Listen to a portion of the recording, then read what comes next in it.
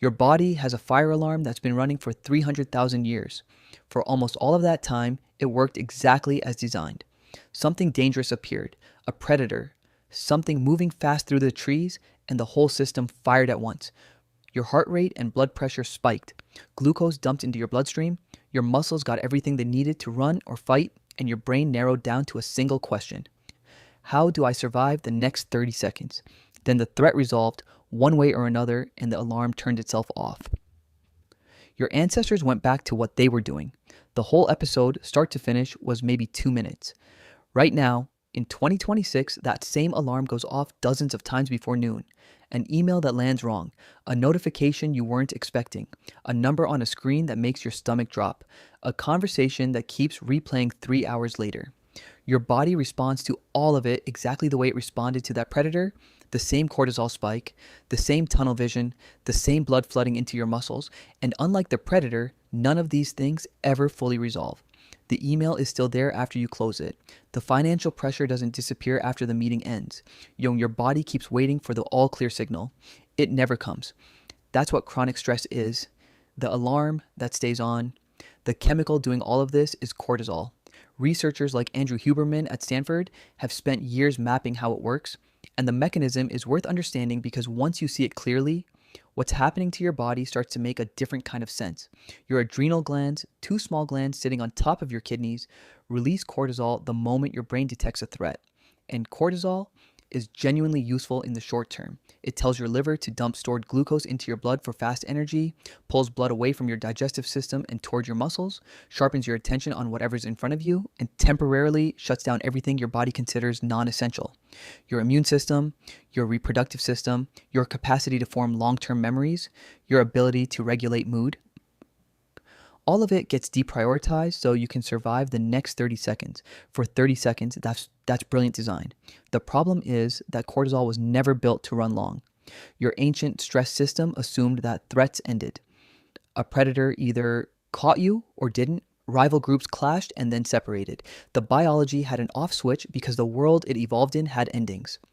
Modern stress doesn't have endings, and so cortisol keeps flowing week after week and slowly starts damaging the exact systems it was supposed to protect. Your immune system, suppressed in the short term to conserve energy, starts underperforming over months. Inflammation increases. People under chronic stress get sick more often, heal more slowly, and studies show they have measurably shorter telomeres. The protective caps on their DNA, one of the most direct biological markers of how fast a body is aging. Your hippocampus, the brain structure most responsible for memory and learning, actually shrinks under prolonged cortisol exposure. Researchers have documented measurable reductions in hippocampal volume in people who've spent years in high-stress environments. The brain is physically reshaping itself around a problem it doesn't know how to solve. And at the center of all of this is the amygdala, a small almond-shaped cluster of neurons buried deep in your brain, older than language, older than conscious thought, and its only job is to scan the environment for threats and sound the alarm. It is extraordinarily good at that job. What it cannot do is read context. The amygdala doesn't know that the Slack notification isn't a predator. It processes the signal, something demanding your attention, your body tensing slightly, and it responds the only way it knows how. Full alarm, every time. Your ancestors had that experience a few times a week. You have it 40 or 50 times a day. The threats are real, which is what makes this hard. The work pressure is real. The financial stress is real. The nervous system isn't wrong to flag these things.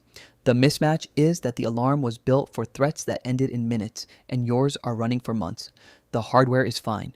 The software is running in the wrong century. So, what do you actually do? The fastest thing, faster than any supplement or meditation protocol, is something called the physiological sigh. 2 quick inhales through the nose, the second one shorter, just a small top-up of air, followed by 1 long, slow exhale through the mouth. Huberman's research shows this is the most rapid known way to shift your nervous system out of an acute stress state. The double inhale fully inflates air sacs in your lungs that partially collapse under stress, which allows more CO2 to leave on the exhale. The CO2 is what's keeping your heart rate elevated. 1 physiological sigh, and you can feel the difference within seconds. You can do it at your desk. Nobody will notice. The second thing is deliberate physical stress. Exercise spikes cortisol, but it's a spike the body knows how to recover from. Every time you push hard and come back down, you're training the stress response to be more efficient, teaching your nervous system that high cortisol has an end. People who exercise regularly show measurably lower baseline cortisol levels and a smaller cortisol response to psychological stressors. The alarm still goes off, but it's quieter and it turns itself off faster. Third, 20 minutes outside, somewhere with trees or open water. Multiple research groups have found that time in natural environments reduces cortisol measurably compared to the same time spent indoors. Your threat detection system relaxes in environments it recognizes, the ones it spent hundreds of thousands of years evolving inside. Built environments are foreign to it in ways it can't quite articulate but responds to constantly. And the fourth thing, the hardest one, is reducing the number of times you trigger the alarm. Every notification is a small cortisol hit. Every alarming headline is a small cortisol hit. You can't eliminate them, but you can be more deliberate about when you let them in. Checking email twice a day instead of continuously is a way of giving your nervous system fewer false alarms per day. That's the actual mechanism, not productivity. Biology. Your ancestors lived with real predators and real scarcity. And the research on modern hunter-gatherer groups suggests they carried significantly less chronic anxiety than most people today. Because the alarm went off, the threat resolved, and the body rested. Stress was acute. It had a shape with a beginning and an end.